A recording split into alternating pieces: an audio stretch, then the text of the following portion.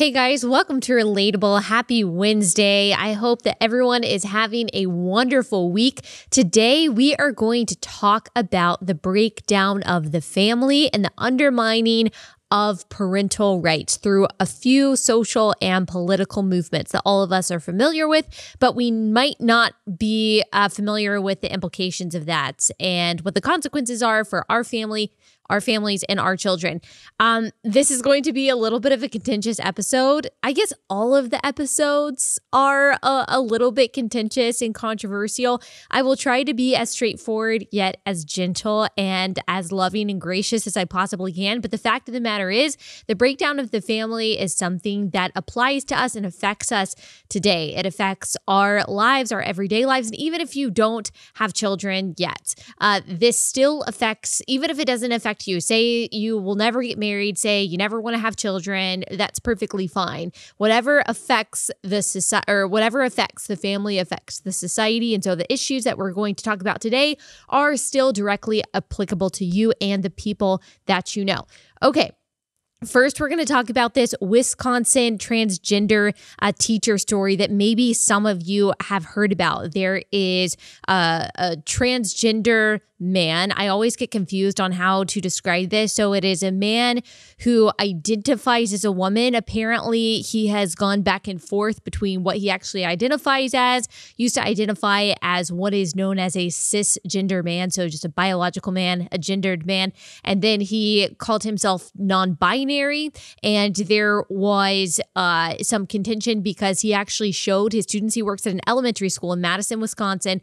He showed his students a video of him dressed up as a woman, and he did kind of like a coming out announcement video saying, hey, I'm actually non-binary, but now he is an out and proud, how he describes himself, transgender woman. And the reason why this is a conversation is not just because there is a teacher who is transgender. There are, I'm sure, many of those throughout the country, but because this particular man who identifies as a woman is fighting to have access not just to the female faculty bathrooms, but the little girls' restrooms that are close to his classroom. So we're talking about 5 and 6-year-old little girls going to the bathroom. He has written an open letter to the Madison Public School District saying that I need to have access to these bathrooms. And the reason why this has something to do with parental rights is because in 2018, Madison Metropolitan School District enacted a policy that allows children to change their gender identity at school without parental knowledge or consent. So this became a huge controversy. And now there are parents in this school district that are suing the school district saying that this goes against parental rights. Now, parental rights constitutionally, a lot of people will argue it's not necessarily a fundamental right. And of course, we know that there are things parents aren't allowed to do with their children or to their children before the state steps in. And in a lot of ways, we're thankful for that. We're thankful that it's illegal to abuse your children. Children aren't just objects. They are people. They have fundamental rights. They have the right to life, liberty, to the pursuit of happiness to a certain extent while they are minors. But of course, their life and their safety is protected under the Constitution. So parents, just because they're parents of a child, don't have license to do whatever they want to their children, but they are seen as the primary caretaker, not the state. And that is where the Supreme Court has had to battle over the past, really for I would say century, if not longer than that, of where does the parent's right end with their child and the state's rights begin. And if you look at the Supreme Court cases that have covered this, particularly when it comes to a parent versus public school, the Supreme Court typically sides with the right of the parent, that the state cannot interfere and tell a parent how they should parent their child unless there is some kind of proof provable abuse or harm. And of course, when it comes to the transgender issue, we have seen the powers that be on the left, the powers that be in the leftist parts of the government, push this ideology and push this idea that a parent who does not allow a child to, say you have a 5-year-old daughter who says one day, I'm actually a boy and I want to be called a boy name and I want to be called by boy pronouns. If a parent says, hey, sweetie, God made you a girl and God made you our daughter, and we think that your body was made perfectly how it was supposed to be made, and we would love to talk with you about this. We would love to go see a therapist, love to go see a counselor, but let's work through this together rather than say, you know what, let's put you on puberty blockers. There are a lot of powers that be in the government, in the social sphere, in the cultural sphere, in public school districts that say that is a form of abuse. And of course, they are going to be pushing that. They're going to be pushing that idea for years to come. That is going to be a battle until, something happens that swings it back in the other direction. But that is the battle that's happening at the Madison Metropolitan School District. This idea of, this battle between a parent's rights and a state's rights, the state in this case being a public school. Public schools are vessels of the state, by the way. I know that is a little bit controversial to say. I get some messages from public school teachers, from people who send their kids to public school, and they think that I'm like a hater on all public schools. Of course, if you are a public school teacher, I have no doubt that you do a wonderful job and you are a light to those kids. You might be the only positive influence on those kids' lives, and I'm so thankful for you. And for parents who send their kids to public school, I am sure that you have thought long and hard about this and that you are using your best discernment. But the fact of the matter is, no matter what school district that you are in, and we see this, the repercussions of this in Madison, Wisconsin, is that it is a vessel of the state. It is a vessel the majority of the time of leftist values. And the leftist value is something that we're going to talk about today, fundamentally wants to undermine the right of the parent to parent the child as they see fit. If how the parent wants to parent the child goes against leftist ideology, particularly when it comes to gender. So these parents in Madison, Wisconsin, thank goodness, they are suing the school district, saying that this undermines our fundamental rights, and they are already seeing one of the consequences of this policy. So the policy that was enacted in 2018 in Madison, Wisconsin, that said, hey, if your 6-year-old wants to come to school one day, your 6-year-old boy wants to come to school one day and say, actually, I'm a girl and I want you to call me Hermione and I want you to call me by, female pronouns, then the teacher not only has to do that, but also is allowed to deceive the parent, according to this policy in Madison, Wisconsin, and not tell the parents that the child is doing that, and actually is encouraged. These teachers are encouraged not to tell the parents that, hey, your son is actually coming to school and putting on a skirt and wants to be called female gender pronouns. The teachers are not supposed to be telling the parents these things. And so their kids are living a double life without the parents' knowledge.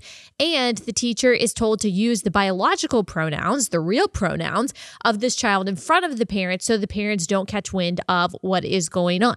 So that is a fundamental undermining of parental rights, which, like I said, isn't explicitly in the Constitution, but it is backed not only by common sense and history that predates the United States of America, that predates the Constitution, but is also backed by a lot of historic Supreme Court support. So now, this policy has led to what is happening with this male teacher saying, hey, I want to go into the girls' restroom, because they've already laid the foundation with this policy that says, okay, if a child has the autonomy at 6 years old to be able to come to school in Madison, Wisconsin and say, I'm a different gender, then of course the parents don't have a right to say that a man who decides that he's a woman, that he can't go into the spaces that other female teachers can go. And so they've already laid that foundation that the parents don't have a right to say what happens to their kids at school as far as gender fluidity or gender defining goes.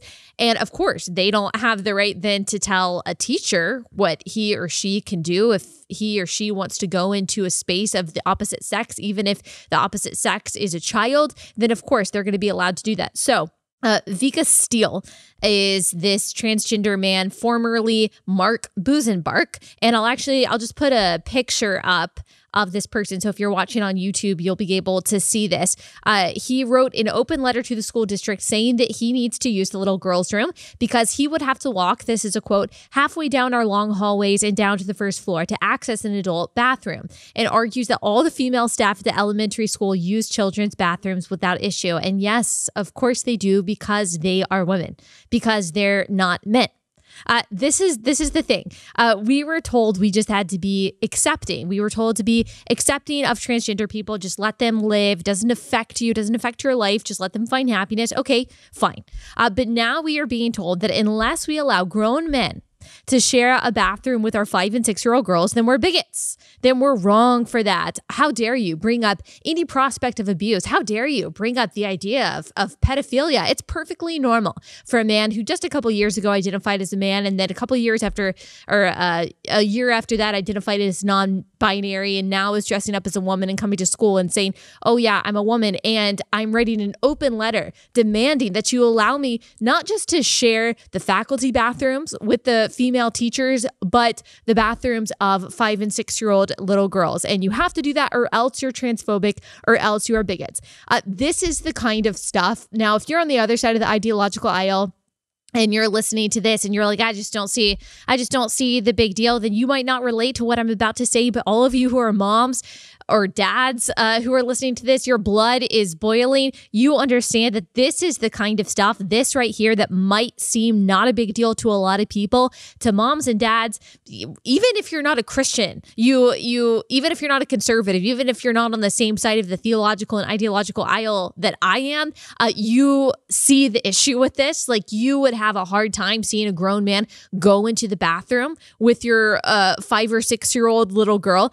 So if you are not in that position, like if you're not a parent yet, or you just don't understand my social position on this, you might not get what I'm about to say, but this is the stuff that revolutions are made of. Now, you might think I'm making a big deal of this, but the rights to parental rights, parental consent, parental rights, guardianship, whatever it is, the connection that a parent has with their child, this instinctive, innate drive that all of us have who are parents to protect our children, to keep them away from harm, to keep them away from predators, is so strong that things like this truly cause political upheaval. We're not doing it. We're not doing this. We're not doing this whole charade. We're just not, where we pretend like gender doesn't exist to the point to where we have to say, yes, that grown man, this 56-year-old man, is allowed to go into the bathroom with half-dressed 5 and 6-year-old little girls. That's totally fine. I'm sure that he has no ulterior motives whatsoever. He just wants to be accepted. He's just your average lady. Like, we're just not doing that. I'm not playing that game. I'm not pretending. I'm not going to do that just because it's politically correct, just because it's socially accepting, just because it is seen as the righteous and the morally right thing to do by the powers that be. I mean, think about this. This conversation that we are having wouldn't have been even comprehensible 5 years ago. You wouldn't have known what I am talking about if I had said the phrase biological male or transgender woman or transgender man. I don't even know the phraseology still. I'm so behind the times. You would have been like, I don't even know what you're saying. You would have thought that I was writing out a satirical bit to show the insane end or the most extreme end to the LGBT movement. You would have said, yo, you're just an extremist. This is a slippery slope fallacy, but this is actually reality. This is stuff that is affecting real people today. This is not a slippery slope. Like, we've slipped down the slope. We slipped down the slope a long time ago, and here we are all crashing into each other at the bottom. See, this is the problem with social justice, and by social justice, I mean what Thomas Sowell calls cosmic justice. So if you haven't read Thomas Sowell's Quest for Cosmic Justice, I highly recommend it. And what he says is usually what people mean by social justice is cosmic justice. So trying to even out the playing field by doing all of these different equations to make things totally equal. So that's what's behind so much of leftism. That is what is behind transgenderism. That's what's behind abortion, is trying to make the the genders totally equal, having the same capacity, having the same characteristics, and they think having everyone be the exact same, having this just like hodgepodge, amorphous blob of gender that doesn't actually mean anything, having no, differing gender roles or capacities or capabilities or anything like that, is going to create equality.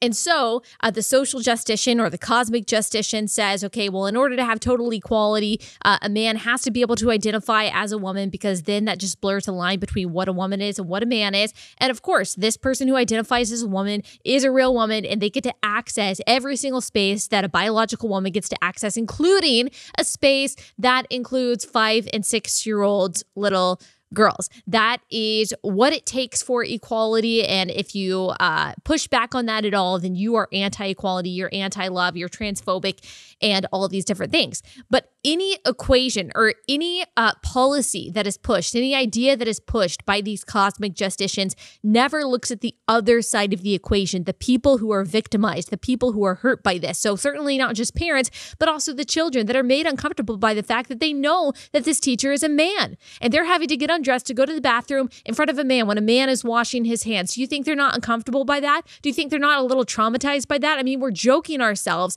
if we don't think that little kids know the difference innately between a man and a woman, and that they feel uncomfortable with that. And they feel not only uncomfortable, but victimized and even traumatized by that. And so social justicians never think about the other side of the equation. It's anything, that's true of anything that has to do with social justice. And so, for example, decriminalizing border crossings. Well, that's social justice. You're creating equality between the people who are oppressed in other countries and America, who's just so privileged. Okay. The one side of the equation is that, yeah, illegal immigrants, they get all of these benefits, and it's great. They basically become American citizens without actually having to become citizens, without actually having to be having to wait in line, and they get away from whatever situation they were in Guatemala or Mexico or wherever it was. And so that's the side of the equation that the social justicians say, yes, that's right, that's good, that's compassionate, that's just.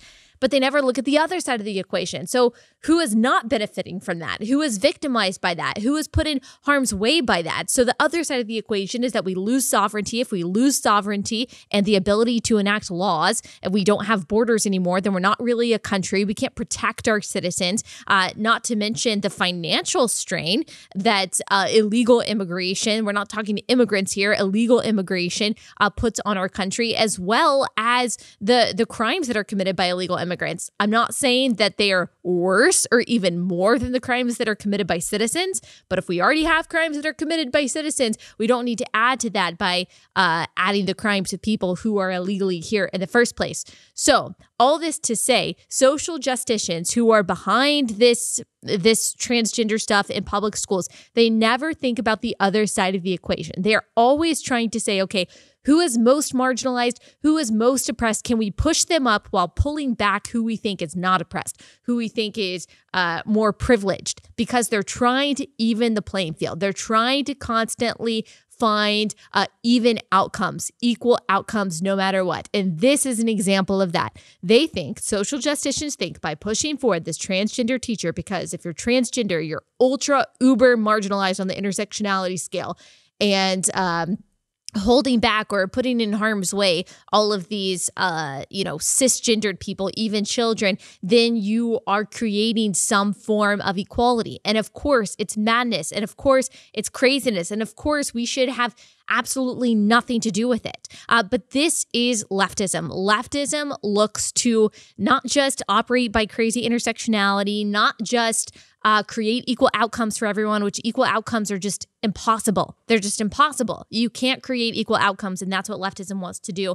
But in an effort to do those things, it seeks to undermine the family, undermine parental rights. Why? Because if you are part of a cohesive family unit, if you are part of anything that is more nuclear or is closer to you, is more intimate, is more solid than the state, then you are going to derive your values, you're going to derive your provision from your family, from your community, from your church, from your religion, and not the state.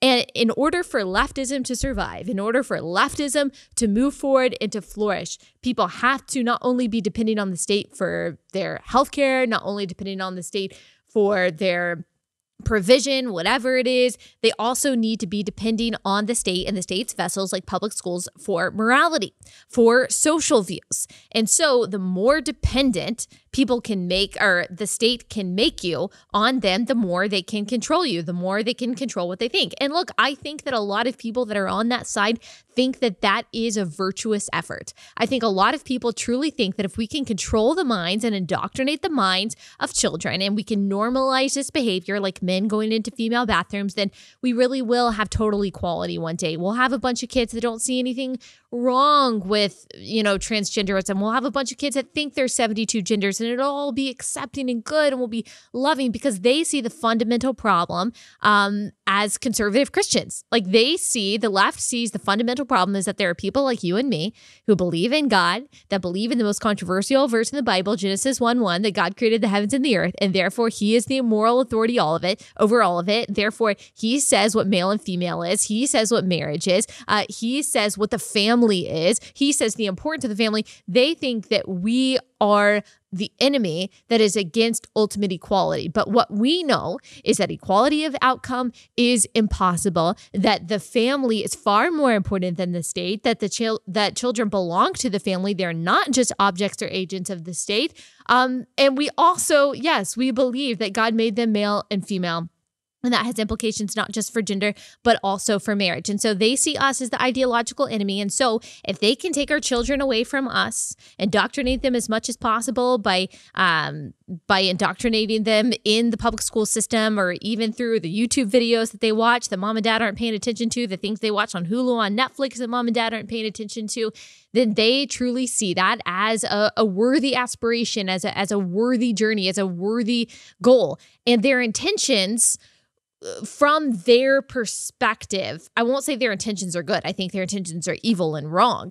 But from their perspective, their intentions are good. Of course, they don't think that they are doing anything wrong. I want to read you part of this article from Vox that talks about the transgender bills that are, they call them transgender bills, that are in a variety of states trying to solidify parental rights over minors, rather than the state saying, hey, you can transition when you are a minor without parental consent. When you're a teenager, you can get hormone blockers, you can get surgery or whatever. Right now, in a lot of states, doctors are able to do that without parents signing on. And there are several states, Texas, Kentucky, I think South Dakota, Missouri, are all trying to pass bills that say, no, hey, the parents have to have a say in this until this child is 18.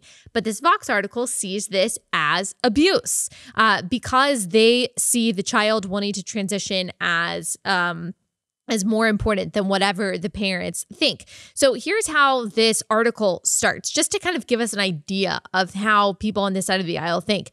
Grayson was already menstruating when he started taking puberty blockers at age 12. So when he stopped getting his period because of the drug, he was over the moon happy.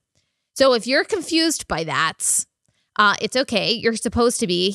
This author of this Vox article is talking about a young girl who now identifies as a boy, also talks about little James Younger, the case out of Texas where the parents were divorced and the mom was trying to transition this kid into a girl and dress the kid like a girl, and the little boy always wanted to be a boy. He had a twin brother and he always wanted to dress like a boy. He acted like a boy and, talked like a boy, was identifying as a boy when he went to school whenever he was with his dad. Well, this Vox article refers to James Younger as Luna, as the female pronouns, also says that the dad is trying to force this young boy to be a boy and force the young boy to cut his hair.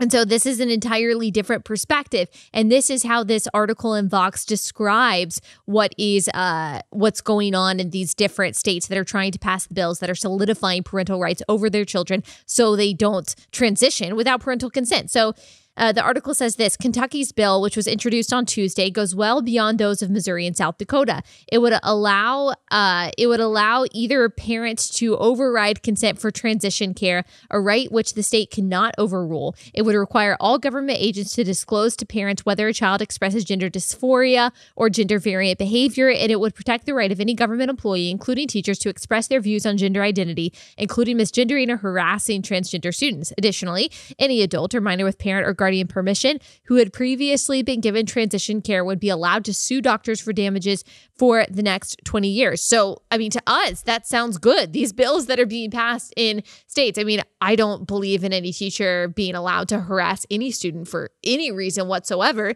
So I'm certainly not condoning harassment. But these bills that are protecting teachers, that are protecting parents, we would see as a positive thing. Of course, this article sees as a negative thing. They see this as abuse. And we need to be very careful to pay attention to that kind of language, because what leftism wants, again, to make sure that children are agents of the state, can be indoctrinated, can be controlled, can be used for their purposes. That's why they want to break down the family once again. We need to pay attention to that language, because, of course, what they want eventually, and we already see this in the UK, we already see this in Canada, they want to be able to take your child by way of CPS if you do not affirm their gender identity of the day. So if you have a child who decides one day, hey, mommy, I know I was born a boy, but I'm going to identify as a girl today. And like we were saying earlier, if you set them down and say, you know what, that's not how God made you. God didn't make a mistake. God made your body perfectly how they were supposed to make it, and you're a boy, and we absolutely love you. Now, if you want to, let's talk about this. Let's talk about why you think that. Do you just think that because you liked to play with your sister dolls? That's not a reason. Do you just think that because you like dance or because you like these things? That's not a reason to think that you're a girl. It's okay to be interested in those things. So you're not allowed to have that conversation. That's what they want. They want, unless you are fully affirming of your child who thinks that they want Jell-O for breakfast, like your child who yesterday told you they were, I don't know what kids like. They told you they were a dolphin yesterday. Your child is supposed to have complete autonomy over changing their gender to the point where you don't even have consent over that at all. Eventually, the left wants to be able to use that as a reason for CPS to take your child and to have your child belong to the state. That is the end game here.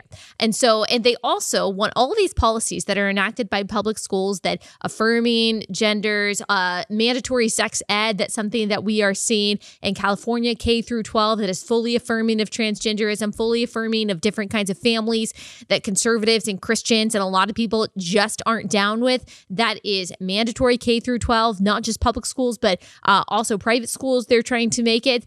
And that is what is going to be the model for the rest of the country for the left. They would like, no matter who you are, public school, private school, homeschool, if they can find a way to do it, they would like to force you to teach them the brand of sexuality that they want your kids to learn. And not just that, but probably anti-capitalism, anti-Americanism, all of the stuff that we as parents, at least on this side of the aisle, don't want our kids to know. But they are finding ways to be able to encroach on that parental relationship. If you remember, we talked about a while ago, there is a group called Feminism Against the Family. It's a real group. The woman who wrote this book, Full Surrogacy Now, she lives here in America, but she's not American. Of course, these people come to America and they bring their terrible ideas. There's plenty of Americans with terrible ideas too, by the way. She believes in forced paid surrogacy, that children belong to themselves. And something that she said is that capitalism depends on the nuclear family. And so she believes that we should break up the nuclear family. And she believes and knows something that unfortunately a lot of conservatives don't. That social conservatism, aka the belief in the family and the cohesion and the strength and the upholding of the family, and economic conservatism go hand in hand, and they can't be split apart. Because again, we want people to depend on their families for values and provision. Even if I disagree with the principles that you are passing down to your kid, like I think it's more important that you teach your kids the values that you want to teach them rather than the state. Even if the state were teaching things things that I agreed with and you as a parent were teaching things that I disagreed with, I would still believe that it is your right as a parent and should be your right as a parent to teach your kids the things that you want to teach them, and that you should have an option not to have your child have the same sexual ed that they are learning in public schools and elsewhere. But this idea that breaking down the family is integral, is important to taking away people's freedom is not just true here in America. This is not a new trend. This has happened in every dictatorial regime ever, to make people depend on the state. If you look at Pol Pot's Cambodia, it's a perfect example of the familial consequences of communism. They would steal children from their families to indoctrinate them and use them. They abolished family, they abolished religion, or they tried to do these things. They abolished anything that could threaten a person's allegiance to the state. And of course, we know what happened there. People were slaughtered. If you haven't read about Cambodia's killing fields, you should. Here is a Washington Post article from 1998. As the Khmer Rouge turned society upside down, one of the most bizarre features of Pol Pot's rule was the power given to children, including preteens who had been indoctrinated in the new ideology, turned against their families, and taught to harden their hearts towards their countrymen. Sounds familiar. But soon the revolution began devouring its own children as Pol Pot launched repeated purges of those he believed were plotting against him or working for his Vietnamese or American enemies. So this is communism. This is what communism tries to do. Tries to break up the family to make the state your parent. The breakdown of the family in communism and socialism and leftism, they all go hand in hand. Indoctrination of children is necessary to the survival of leftism. And you, parents, are getting in the way. The preservation of the family, of God-defined morality of the church, all of these things from which people derive meaning and purpose and community and values and provision, they are why we have remained free, because they have given us what we need not to have to go to the government for these things. So this is also a consequence and an implication. Communism and socialism and leftism thriving, that's a consequence of people staying single for longer. Now, of course, there are a lot of you out there who don't want to be single, but especially the people who purposely stay single for much longer than they have before, not starting families. This hyper individualism that our culture has become, that society has become, also lends to this idea that we need to depend on the government, not just for our provision, but to be our moral arbiter, to save us from our purposelessness and our loneliness. And that's not what the state should ever be, because it controls your life and then it ends up ruining your life. This is what Bernie Sanders and all of his ilk ultimately want to do. Now, I don't think that Bernie Sanders is Pol Pot. Of course, I don't think that he honestly has purposely bad intentions. I think that all of the ideas that he has, he honestly believes will be good for the country. But if we look at his rhetoric about the state taking care of you, the state taking over, basically nationalizing everything that can possibly be nationalized, people fully depending on the government for everything, it mirrors dictatorial regimes that have not ended well. I don't think that Bernie Sanders wants to be a dictator. I really don't. Again, I think that he probably has somewhat pure motivations in the things that, in the things that he believes. But I want to read you a quote and you can tell me who said it. Why should some people walk barefoot so that others can travel in luxurious cars? Why should some live for 35 years so that others can live for 70 years? Why should some be miserably poor so that others can be hugely rich? I speak on behalf of the children in the world who do not have a piece of bread. I speak on the behalf of the sick who have no medicine, of those whose rights to life and human dignity have been denied. Sounds like Bernie Sanders. It's actually Fidel Castro. So the murderous dictator of Cuba who tortured and imprisoned anyone who disagreed with him, who threw people in jail for being gay, who ran Cuba further into the ground, living in luxury, while everyone else died in poverty. An evil person who, by the way, Bernie Sanders loves. Bernie Sanders has praised. He's never retracted his praise from Fidel Castro. And again, Bernie Sanders is not Fidel Castro, but he holds the same kind of ideas, which should show us that the ideas that Bernie Sanders holds are not just bad for the family, they're bad for everyone because they've never worked. They've always ended in suffering. They've always ended in more inequality. They've always ended in more oppression in the name of taking away oppression. And part of their movement depends on the breakdown of the family to get individuals to depend on the government, not just for provision, but also morality. And we're seeing the consequences of that in the Madison School District, while parents don't have a say to say that a grown man can't go into the bathroom with their 5 and 6-year-old little girls. We're seeing it also in the push in various states for minors to be able to obtain an abortion without their parents letting them know. The same thing with, I know this is very contentious to talk about, we're not even going to get into it, but also vaccines. There are parents who have legitimate reasons, whether they be medical, whether they be religious, not to administer at least all the vaccines to their kids. For example, a lot of people have contention with Gardasil, with the HPV vaccine. Not only that it's not effective, but also that it has caused very real side effects for a lot of women, not just short-term, but long-term. But now in Iowa and in New York State, they are saying that this is going to be a mandatory vaccine, no matter which school you go to, no matter what kind of school you go to, starting at age 12. And that these little girls can get the Gardasil vaccine without their parents telling them. So whatever you feel about vaccines, that should probably make you feel a little bit icky that the state is encroaching that much on parental rights to be able to inject something into your child's body without you even knowing. Your child who doesn't have a developed frontal lobe, won't until they're 25, can't even, spell the word excellent without, missing 2 letters. And they are going to make these decisions not just about their sexuality and their gender and their, reproductive and having an abortion, but also about injecting things into their body. So this is leftism. This is part of the reason why we have to be so vigilant against it and make sure that we are teaching our kids from day one the values that we want them to know, because we don't know how long we're going to be able and free to do that. And also, don't vote for Bernie Sanders. Okay, that's all we have time for today. I hope you guys have a wonderful day. We will be back here on Friday with Felicia Masonheimer. I'm so excited about this interview. You are going to love it. I will see you then.